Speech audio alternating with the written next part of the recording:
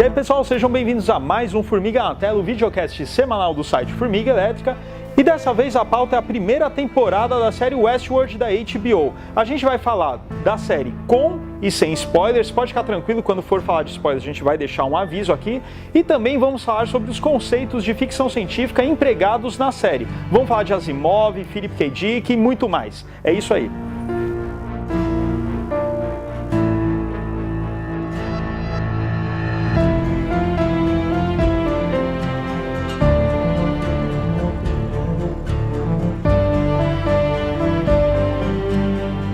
Bom, primeira temporada de Westworld, aí prontinha para todo mundo ver aí numa tacada só, quem não acompanhou periodicamente. Bom, série da HBO, tem aquela qualidade de produção que a gente já conhece, né? Acima da média. Acima da média. No caso aqui, a gente tem Westworld sendo um parque temático, né, com robôs ali fazendo personagens num velho oeste norte-americano, meio quase como se fosse um GTA da vida, ou melhor, um Red Dead Redemption, né? Onde você paga uma diária, cerca de $40 mil, né? Não é algo tão barato, onde você pode ir nesse ambiente, um ambiente aberto, gigantesco, interagir com esses robôs que fazem lá personagens característicos do Velho Oeste. Tem os hosts, né? Oi? Os hosts. Então tem lá a garotinha meiga, tem lá o cara com um tônico de super força, tem o cara que quer caçar um tesouro, tem o pistoleiro. E você ali, como um convidado, você pode interagir com estes seres artificiais, viver aventuras no Velho Oeste, sem que nenhum dano físico maior lhe ocorra, né? Em tese. Em tese. Quando essa série estava para estrear, eu não sabia direito como é que isso ia ser trabalhado, até porque eu conheci o filme do Michael Crichton, não era e continuo não sendo um fã desse filme, porque ele é uma bosta. É ruim de fato. Embora ele já tinha, pincelados algumas coisas interessantes que não são desenvolvidas, ele acaba virando... Típico do Michael Crichton, é um cara com boas ideias e péssimo desenvolvimento. A gente viu isso no Jurassic Park, viu isso no Linha do Tempo. Um agravante é que ali ele dirigindo um filme, né? Isso... Mas é que em 73, acho que não havia o esclarecimento e a maturidade dos temas, das referências que a série Westworld usa para ser... Que, bom, é fato que é um sucesso já, né? Porque o que eu mais curti na série, assim, passando por cima, é esse caráter multireferencial dela. Então você tem aquela parte do Western Spaghetti, que é o tema que envolve todo o parque, que evoca lá o Sérgio Leone da vida, os maiores estereótipos, né? Muito apropriado você ter falado de Sérgio Leone, porque o nome da cidade é Sweetwater, né? Sim. Do Era Uma Vez no Oeste. Exatamente. Então, assim, tem essas referências claras, mas a maneira como a série se desenvolve, né? A gente vai entrar mais a fundo nisso daqui a pouco, mas a maneira como a série desenvolve a questão da inteligência artificial e da relação dos programadores com os visitantes do parque, com as inteligências artificiais, remonta diretamente àquilo que o Philip K. Dick trabalhava enquanto inteligência artificial, todos os problemas das relações dos seres humanos com isso, e também usa como referência o conceito de mundo aberto, que é tipicamente algo hoje dos videogames modernos de 10 anos para cá. Ou seja, em 73, cara, o máximo de referência que você tinha para um cara que estava fazendo cinema, talvez, se ele tivesse se interessado, ele poderia ter lido o Philip K. Dick, acho difícil. Ele tinha o Sérgio Leone já como referência, afinal de contas já tinha passado a década de 60, mas você pensa, por exemplo, essa coisa do mundo aberto, a questão de um parque temático enquanto um mundo aberto de videogame, ainda era completamente alienígena para ele. Então, assim, o conceito era muito bom, mas acho que as ferramentas para execução se tornar um sucesso como a série só poderiam ter acontecido agora. Inclusive, acho que o Westworld, ela fala muito para o espectador, apesar dela ser uma série muito inteligente, ela ainda é muito atual, sem ser banal. Justamente porque ela usa essas referências que, mesmo quem não conhece Western Spaghetti, ou quem não conhece Philip K. Dick, ou quem não joga videogame, sabe, ou só um deles, consegue se identificar muito fácil com ela, né? Consegue se conectar muito bem com o que a série está trabalhando. Eu até acrescentaria algumas coisas aí a sua fala. Uma delas é essa questão que, assim, é engraçado que a série é muito boa, teve gente que falou muito bem, só que de certa forma ela não bombou, assim, nos comentários, nas discussões. Compreensível, né? Compreensível. E isso eu achei legal. Por quê? Porque isso não desmerecendo séries que utilizam esse artifício, porque umas trabalham muito bem com ele, mas, querendo ou não, é um truque barato para várias hoje em dia, que é a questão do cliffhanger, o plot twist a cada episódio. Essa série, ela demora um pouco para você ter esses turning points, para você ter essas viradas chocantes, né? Coisa que um Game of Thrones da vida, assim, eu nem tô desmerecendo ele, tá? Porque eu gosto de Game of Thrones. Mas assim, que havia momentos que parecia que todo episódio tinha que ter uma mega reviravolta para fazer a galera discutir e tal. E o Westworld não. O Westworld acompanha o seu ritmo e ele faz a virada no momento certo da narrativa, né? Sob certos aspectos, ela tem uma cadência que lembra a própria primeira temporada do True Detective. Sim. É um longa de 10 horas e meia, né? Porque o último episódio ele tem 1h30, né? E assim, cara, os pontos de virada, eles, além deles aparecerem no momento certo, eles não são nem um pouco óbvios. Sim. Entendeu? Algumas coisas que eu observei foi o seguinte: algumas coisas que são esperadas por fãs de ficção científica aqui, como nós, a gente está assistindo, a gente fala, em algum momento acontecerá tal coisa, porque eu já espero isso, eu já vi isso em algum outro lugar. Porém, quando acontece, ela acontece com um personagem que você não esperava, entendeu? E trazer esse pano de fundo de ficção científica e conseguir surpreender pessoas que são fãs do gênero, cara, é um feito e tanto, né?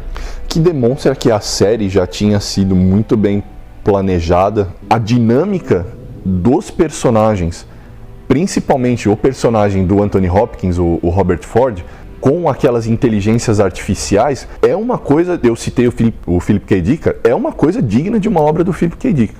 O que aquilo, de certa forma, ensina para nós, porque tem assim, até um propósito meio educacional, né, no final das contas. Sim. É realmente surpreendente e é realmente engrandecedor.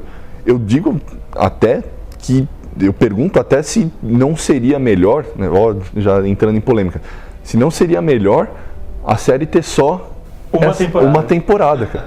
Porque ela é muito bem resolvida. Essa primeira temporada ela é muito bem resolvida. Eu ia entrar nesse assunto agora, porque no final, todas as proposições, desde o primeiro episódio, elas são fechadas, e o gancho para uma temporada posterior, ele fica ali no ar, né? E que nós já sabemos que vai haver uma segunda temporada, né? Mas se não houvesse, nós estaríamos satisfeitos. Sim. Por que eu achei Westworld tão interessante? Porque ela remonta aquele nosso velho debate que a gente sempre traz aqui do que define a ficção científica como um gênero, se a ficção científica é um gênero. Westworld é um puta exemplo de como você pode fazer ficção científica enquanto gênero, ainda usando outros elementos de gênero para, não é completar nem complementar, mas para incrementar, engrandecer o gênero da ficção científica. Né? Não, e ainda acima a gente está falando assim de uma parte muito sofisticada, né, da ficção científica. Sim. Porque a gente está falando de conceito, a gente está falando de filosofia dentro. Então a gente pega a questão dos robôs, né? Você falou, Philip K. Dick, falou da questão do mundo aberto, essa coisa mais atual de referência, e eu acrescento mais uma, que é Asimov. E não só no caso de ter robô, mas o modo como os robôs são analisados. Porque você pega a questão nas obras do Asimov, quando falava da Susan Calvin, a robopsicóloga e tal, aquela época era uma época que, assim, a microeletrônica, a robótica e tal, eles não estavam desenvolvidos na questão técnica, no mundo real, e sim na literatura. E o Asimov ainda não sabia exatamente como é que a microeletrônica iria se desenvolver mais para frente. Então você pega, poxa, quando o robô no Asimov tinha algum problema, você não tinha um cara que ia lá com uma chave de fenda ou ia lá com um circuito, plugava um USB e consertava. Não, você tinha uma pessoa que era uma psicóloga, alguém especializada na psique de um robô. De um cérebro positrônico, de um cérebro positrônico, para ver exatamente qual que é um problema. Então uma coisa até mais humana, né, no seguinte sentido. Aí depois a gente vê aí o mundo evoluindo, tal, você vendo como a robótica se desenvolveu, você fala, pluga um USB, baixa lá um antivírus e beleza, fechou. Aí no caso do Westworld, ele retoma essa questão da psique. E o interessante é que a série, eu vou tentar tomar cuidado para não soltar spoilers, mas ela fica brincando com isso, porque cada hora você está pensando, não, peraí, esse robô, ele tá perturbado psicologicamente. Aí chega uma hora e você fala, não, isso daí é a programação. Não, isso é o bug proposital que foi colocado. Não, isso daí de fato é um problema psicológico. Não, você fica brincando com isso, então você fala, se você curte Asimov, se você curte o Philip K. Dick, porque não deixa de ser questões robôs asimovianos, só que com pessimista do Philip K. Dick, né? E também entra de uma forma muito importante a questão do conceito criador versus criatura, né? Então, aí a gente pode fazer uma referência com Blade Runner. Ó, de novo, voltando para o Philip K. Dick. Sim. Você falou do Asimov. Uma das primeiras referências que me vieram quando os primeiros problemas éticos em relação à inteligência artificial e a relação como as pessoas usam aqueles seres artificiais de inúmeras formas, principalmente quando existe uma mudança na condição desses seres artificiais, condição bem a perceber, é inevitável você relacionar, deve ser a 50ª vez que eu menciono esse episódio de Star Trek aqui na The tela. Measure of a Man. O valor de um homem. Eu tava pensando nisso, eu tava esperando a hora de falar desse episódio, aí você me atropelou, cara. Porque não tem jeito, cara. Antes de entrar no spoiler, eu também tenho mais um negócio pra falar sobre o que me incomodava na série antes de tê-la visto. Né? Porque o Gustavo começou a assistir primeiro do que eu, aí eu perguntei, mas peraí, isso aí é uma realidade virtual que as pessoas entram, ou os caras construíram realmente pessoas artificiais, tal, que o cara vai lá, o cara mata, o cara trepa, como é que é? Eu tenho uma certa dificuldade em aceitar isso, que um ser humano, pegou, foi lá e criou um outro ser humano funcional que consegue fazer sexo, que tem, que tem emoções, entendeu? Só que, aí, vencida essa resistência e vou lá, assisto a série, o que eu percebo? Vocês puxaram aí o PKD, puxaram Asimov e tal, eu vou puxar mais uma outra vertente, que é a New Wave britânica, com Brian Aldiss, e o que acontece? Qual é a característica da New Wave britânica? Que eu particularmente eu gosto muito e que eu vi na série, mas que eu precisei começar a ver, porque no começo ainda tinha algum preconceito, eu comecei a ver, eu falei, puta, New Wave britânica. Porque a ciência, ela é completamente fantasiosa, ela é completamente inventada, mas nós não estamos discutindo ciência. A gente está discutindo uma questão humana, uma questão existencial, né? E aí a gente volta pro PKD com Blade Runner e tal, e assim aí acho que agora a gente pode entrar nos spoilers, né? Só completando isso aí. Mas tem mais. Não, é que isso que você falou é fato, e assim, mesmo não estar discutindo ciência, ainda assim não deixa de ser uma série com característica hard science, porque ela cria o universo, só para deixar um pouco claro, hard science hard science fiction é um termo que a gente usa para histórias de ficção científica, onde as regras daquele universo ficcional vão determinar os acontecimentos narrativos desde então. Então a ciência não é um pano de fundo, a ciência mesmo que ficcional, ela vai determinar os pontos de virada narrativos, ela que vai determinar a jornada desses personagens. E o Westworld é isso, porque eles vão construindo as regras ao longo da série, né? Então, novamente, se você começar a assistir a série, dá um voto de fé, vai até o final, porque com certeza vai ter algum momento que vai te falar, caramba, tô entendendo isso aqui e vale a pena.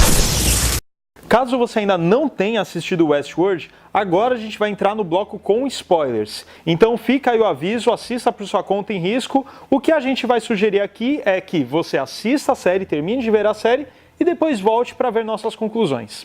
Porque vai estragar a sua experiência. Sim. Acredite em nós. A gente falou de Frankenstein, falamos do Blade Runner e tal. Então, na hora que a série começa, eu acho que ela já começa assim, feliz demais, quebrando a expectativa, porque se você tem a sinopse, né, você já imagina a galera chegando de trem e tal, todos são turistas e tal, então você pensa que o personagem do James Marsden, né, o Ted, ele é um dos turistas também, né, e na verdade não é. Então isso eu já achei muito bacana, mas vamos lá, entrando na questão de conceito, poderia ser apenas mais uma história de criador versus criatura e vice-versa, né? Só que, na verdade, o que eu enxerguei em Westworld foi o seguinte: conforme as coisas vão crescendo, você vai entendendo tal, como aquele mundo funciona, tal, é inevitável quem assistiu a nova geração não pensar, né, no The Measure of Man, né, que é o julgamento do Data, e imaginar essas pessoas, olha só, tô chamando de pessoas, cara, esses seres que são criados ali como realmente um povo, uma espécie que está sendo escravizada para diversão de outras pessoas, né, que vão ali para extravasar suas perversões de um jeito ou de outro, tal. Então, aliás, tem uma implicação filosófica nisso que é muito interessante, né? Porque nada é dito, não existe nada nas regras daquele parque que as pessoas tenham que se comportar de uma determinada forma. Vai família com criança. Exatamente, vai família com criança, mas é impressionante assim. Existe até um debate ético nesse sentido. Quando você tem a liberdade para fazer o que você quiser, as escolhas que as pessoas fazem, né? Exatamente. Mas então, e nesse caso, então, a gente vai entrar naqueles rituais xamânicos que a visão das pessoas que vinham durante o transe era aquilo que elas traziam dentro de si, né? Então, Westworld era um lugar que revelava o pior ou o melhor não, né? Mas ele estava ali, você tinha uma via para você realmente mostrar que você realmente era uma pessoa ruim. O excesso de liberdade não é que ele revela o que é bom ou o que é mal, mas ele revela o que é extremo nas pessoas. Quando as pessoas se desprendem daquelas limitações que o contrato social impõe a elas, né? E em alguns casos é um negócio mega desagradável, como é o caso do personagem do Ed Harris, que é o cúmulo desse extremo que a gente mencionou, né? E era bonzinho no começo. Era um cara que, assim, até a questão dos figurinos, né? Que o cara começa com um chapéu branco e tal, e o figurino vai escurecendo. Vai escurecendo. Mas o que eu ia falar é o seguinte, cara. Pra mim já foi muito interessante perceber que o que me pareceu, porque o Anthony Hopkins também é um personagem mega ambíguo, que estava de preto e branco também, né? Essa ambiguidade também é apresentada no seu figurino. Mas assim, você fala, não, tá... Em algum momento eu achei, esse cara é do mal. Pronto, era o que eu tava levando na minha cabeça. Então, o que eles acabaram criando ali, pelo menos a princípio, até ter um novo plot twist lá no final, era o homem criando uma versão corrompida do eterno retorno de Nietzsche para aqueles pobres androides. Sim. E dá para entender que esse ciclo é rompido, ou não rompido, mas... Esse conceito ele é refigurado quando do assassinato do personagem do Anthony Hopkins, né, no final da série. O fato de ele ter morrido naquelas circunstâncias, com aquele diálogo, indica para mim o quê? Que aquelas formas de vida, e são formas de vida, são uma espécie à parte, né, para usar o termo do Measure of a Man, né, é uma outra raça que se criou, ela ganha independência a partir do momento em que ela se liberta do grilhão do seu criador. Essa independência, assim, o assassinato dele tem toda a questão física, tem toda a questão narrativa mais bruta, mas o conceito por trás daquele assassinato tem algo de bíblico até, tem algo de divino, para usar um termo nietzschiano. Você não diria grego? Divino, mais um termo mítico, né? Não exatamente. De mitologia grega, assim, de sempre a criatura sempre voltando-se contra o criador. Então. Zeus e Cronos, sim. Zeus e Cronos, Urano. Uhum. Não, você traz mais Nietzsche nessa questão porque Deus está morto. Exato. O termo divino do Nietzscheano é justamente evocando a coisa do crepúsculo dos deuses, ou do Deus, né, no caso. Aproveitando essa discussão, eu nem ia entrar nisso, mas interessante começar, que assim, você pega o Ford, o personagem do Anthony Hopkins, não é explícito, mas é implícito que o cara é ateu. É implícito. Mas, qual que é a questão? Todo grande cientista, né? Exato. Só que tem uma questão muito interessante, foi uma leitura que eu fiz, pode estar completamente equivocada, mas é como eu gostei de interpretar. Que é o seguinte, ele era ateu, mas ele tinha uma espécie assim, de adoração pela criação. Então, ele queria se igualar, ou melhor, ele não queria se igualar porque ele não via isso, mas ele queria ser um Deus. E daí ele vê a figura de Deus aonde? No Bernard. O Bernard conseguiu criar esses caras, porque quem consegue fazer... Não, Bernard não, o Arnold. O Arnold, perdão. O Arnold, ele consegue criar esses robôs e dar a centelha da vida, a centelha da autopercepção para eles, da consciência, coisa que o Anthony Hopkins não tinha conseguido. Aí então, quando o Anthony Hopkins, ele, para evitar o boicote do parque e tal, ele faz todo aquele teatro lá tal, e o Arnold morre e tal, aí quem que ele cria? O personagem Ford, ele cria um novo Arnold, um Bernard. Então, aquele negócio, ele não cria um ser à sua imagem e semelhança, ele vai criar um ser à imagem e semelhança daquilo que ele mais admira, que era o Arnold. Aí ele cria o Bernard, tanto é que, olha como ele foi minucioso, né? Então o cara tirava o óculos e falava, não, ele não tira o óculos assim, ele tira o óculos mais no sentido, ele não vai limpar o óculos, ele vai refletir, é o momento que ele vai respirar e pensar. Então ele está criando a imagem e semelhança daquilo que ele mais admira. Ou seja, sendo isso, ele acaba superando o seu colega e se tornando o deus daquele mundo. E depois que ele cumpre essa missão, ele fala, pronto, agora eu posso morrer. Porque depois que o Bernard adquire essa centelha de consciência, essa autopercepção, a missão do Ford está acabada. Então não faz mais sentido ele ver naquele parque. Agora ele já deixou suas criaturas vivas. Não, e sem falar o seguinte, deixar que eles passassem por aquele ciclo, cara, porque o sofrimento era a base da autoconsciência, da autodescoberta, o que é um negócio absolutamente humano, cara. Quando a gente assiste essa série, nós nos vemos nos androides, não nos ricões que aparecem lá ou nos criadores, entendeu? Porque a eles está reservado um papel metafórico de divindade, né? Sim, do ponto de vista dos androides, metafísico até. São pessoas além da realidade deles.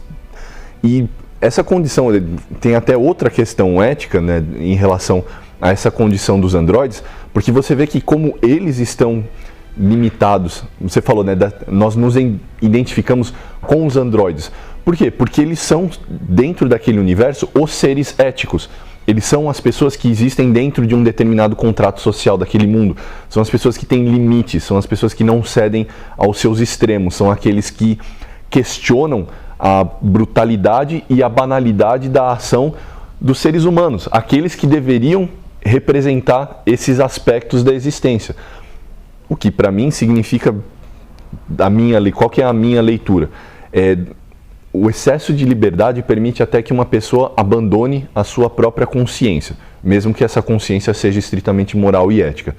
Os androides representam justamente a ascensão de uma nova raça a partir do momento em que eles vão adquirindo consciência da sua condição.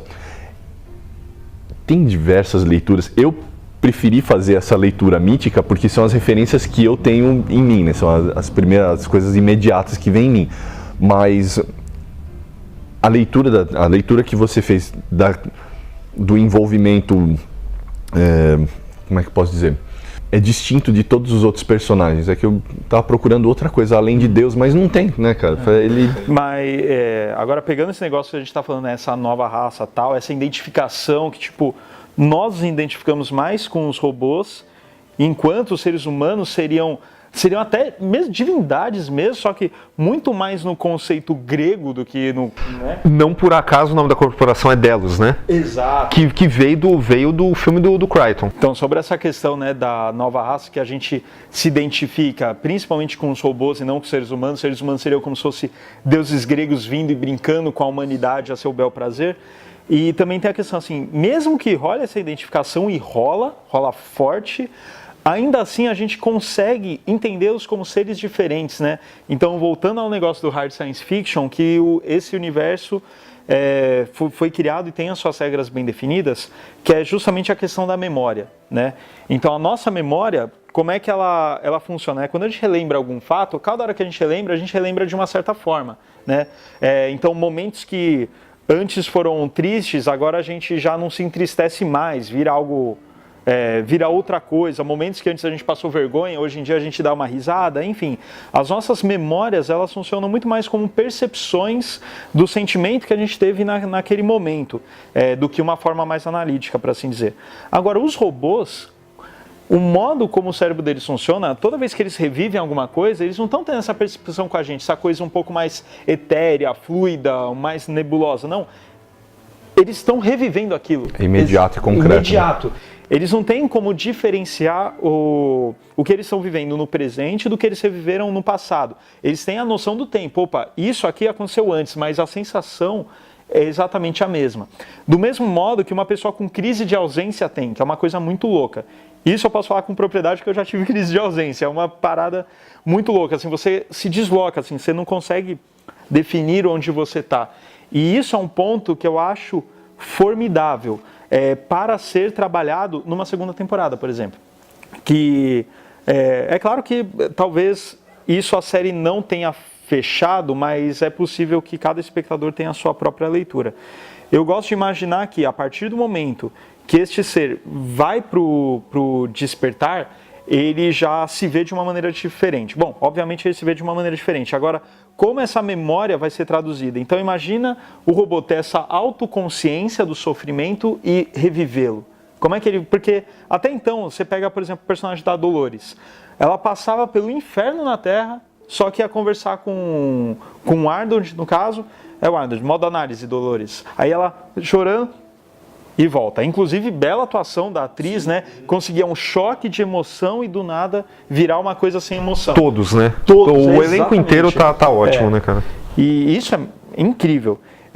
Então, assim, ali ela sofria, só que ainda estava o sofrimento da programação. Só que daí no final da temporada você tem a Maeve, por exemplo, passando por esse processo e tal. Então, assim, como é que vai funcionar esse lance da autoconsciência e esse reavivamento dessas memórias trágicas, né? Sendo que agora a programação já não existe mais.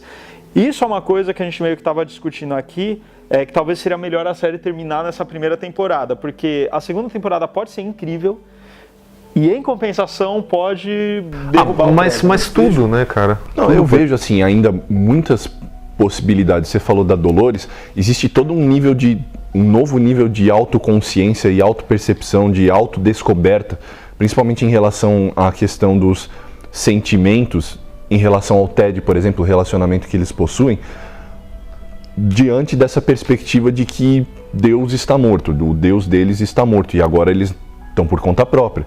Então, esse modo análise, por exemplo, foi uma coisa que serviu muito bem ao contexto da série na sua primeira temporada, mas já não vai existir mais esse escopo, ao menos a gente acredita que não, e se existir na segunda temporada ele necessariamente precisa ser usado de outra forma, ele não vai mais existir. Então, existe um universo da condição humana que esses androides ainda não exploraram e que eles podem explorar na segunda temporada. Se vai ser algo ao mesmo nível da primeira temporada, não dá para afirmar categoricamente. Eu sou o tipo do cara que aposta no mais certo. Eu encerraria na primeira temporada. Se vier a segunda, não dá para dizer que não tem potencial, mas sim, é um perigo da coisa decair, né? Sobre uma segunda temporada, eu vou só fazer uma última colocação e depois eu volto para essa questão da segunda temporada.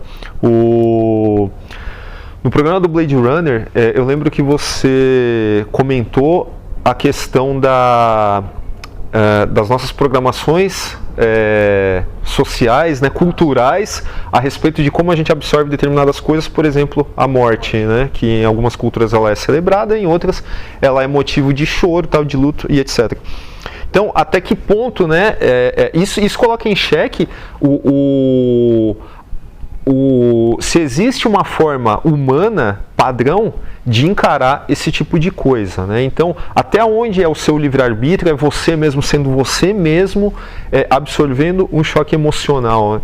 E acho que a série também, ela traz essa contribuição, ela não tenta explicar, mas ela coloca de novo aí os androides como objeto de questionamento para um espectador que esteja mais a fim de refletir, né? Como é o caso da Maeve, né, que ela pede para retirar a memória da filha em determinado momento e depois ela fala não, deixa ela aí, mas eu vou seguir e eu vou ignorar isso, né? Pelo menos é isso que a gente pensa, né?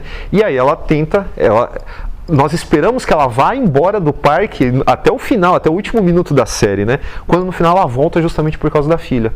Mas ainda a filha e ainda questionando a validade Não digo a veracidade, porque o negócio era real, mas a validade daquele tipo de sentimento, né? E é justamente essa ponta que fica, e aí eu retomo essa questão da segunda temporada, é justamente essa ponta que eu acho que, se ela não existisse, aí eu acho que a série poderia terminar. Com a festa, com os convidados sendo massacrados pelos androides, tal, o assassinato do Anthony Hopkins, isso seria um encerramento bacaníssimo.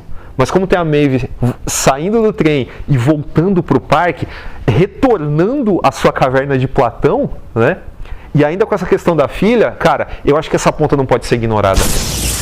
Então é isso, pessoal. Dessa vez a gente falou sobre a série da HBO Westworld. Falamos aí um pouquinho dos seus conceitos, como ele se encaixa dentro do gênero de ficção científica e o que é que a gente gostaria de ver na segunda temporada. Não deixe de mandar um e-mail para a gente na tela @formigaelétrica.com.br. Siga a gente nas redes sociais, dê um like aqui no vídeo, inscreva-se no nosso canal do YouTube e até quarta-feira que vem.